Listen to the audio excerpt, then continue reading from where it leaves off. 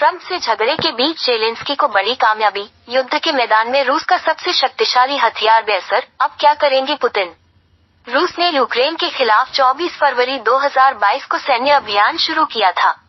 Ukraine युद्ध के अब 3 साल हो गए हैं और अभी तक इसका कोई नतीजा नहीं निकला है। लेकिन डोनाल्ड ट्रंप के सत्ता में आने के बाद हालात बदल गए हैं।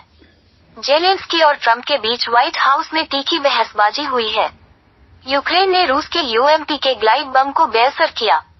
डोनाल्ड ट्रंप ने फटकार लगाते हुए जेलेंस्की से कहा कि अगर अमेरिका हाथ हटा लेगा तो यूक्रेन 2 हफ्ते में ही जंग हार जाएगा। व्हाइट हाउस में जेलेंस्की और ट्रंप के बीच हुई तीखी बहसबाजी के बीच युद्ध के मैदान में यूक्रेन को बहुत बड़ी कामयाबी हाथ लगी है। रिपोर्ट के मुताबिक रूस ने यूएमपी से लैस ग्लाइड बमों का इस्तेमाल करके सटीक हमला करने की अपनी क्षमता खो दी है।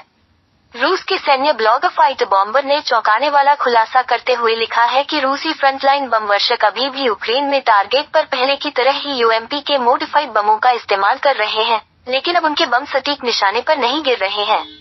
उन्होंने इसके पीछे यूक्रेन के सैटेलाइट नेविगेशन सैटनैव जामिंग को जिम्मेदार बताया है।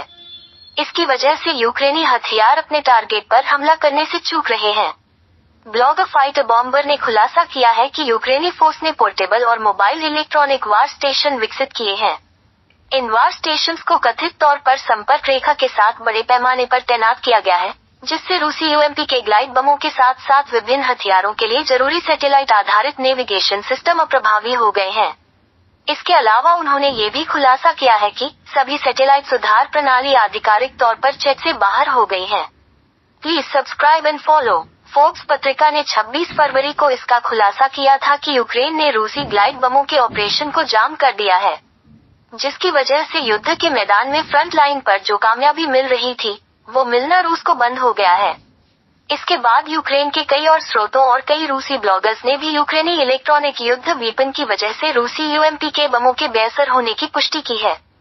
यूक्रेन को मिली इस कामयाबी से साबित हो रही है कि आधुनिक युद्ध में electronic counter measures advance weapons कितने प्रभावी हो सकते हैं। आपको बता दें कि unified gliding and correction module UMP के एक बम किट है, जिसे बिना गाइडेड हवाई बमों को सटीक निर्देशित ग्लाइड हथियारों में बदलने के लिए डिजाइन किया गया है, जो अमेरिकी joint direct attack munition JDAM system के समान ही काम करता है। यूएमपी को फैब 250, फैब 500, फैब 1500 और फैब 3000 जैसे बमों से जोड़कर इन हथियारों की सीमा को और ज्यादा बढ़ाया जा सकता है और ये और भी ज्यादा प्रभावी हो जाते हैं। रूस ने पहली बार अपने FAB 500 M62 बम के साथ इस्तेमाल के लिए मार्च 2023 के आसपास यूएमपी के किट को यूक्रेन युद्ध में पेश किया था। ये किट Su-34, Su-35 और Su-30 SM जैसे फाइटर जेट्स को मध्यम ऊंचाई से सटीक हमला करने की इजाजत देती है। ये करीब 70 किलोमीटर की दूरी से लक्ष्य पर हमला कर सकते हैं, जिसकी वजह से अभी तक यूक्रेनी एयर डिफेंस सिस्टम रूसी विमानों को ट्रैक नहीं कर पाते हैं। लेकिन इलेक्ट्रॉनिक वीपन ने उन बमों को जाम करना शुरू कर दिया है। एक्सपर्ट्स का मानना है कि रूस के लिए ये एक बड़ा झटका है, लेकिन रूसी सेना सिर्फ इन्हीं बमों पर निर्भर नहीं है।